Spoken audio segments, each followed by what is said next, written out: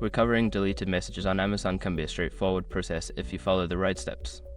Here is a simple guide to help you retrieve those messages. Step 1. Check your email. Look for any email notifications from Amazon regarding your messages. Sometimes, important notifications are sent to your registered email, which may contain the information you need. Step 2. Log into your Amazon account. Go to the Amazon website and log into your account using your credentials. Make sure you are using the correct account associated with the messages you want to recover.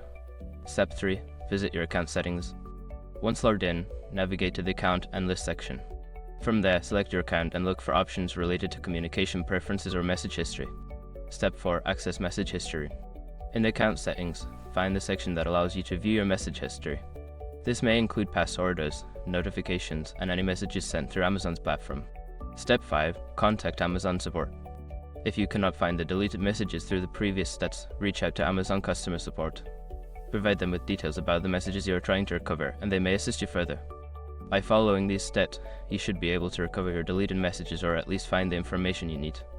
If you have any further questions, don't hesitate to reach out to Amazon support for assistance.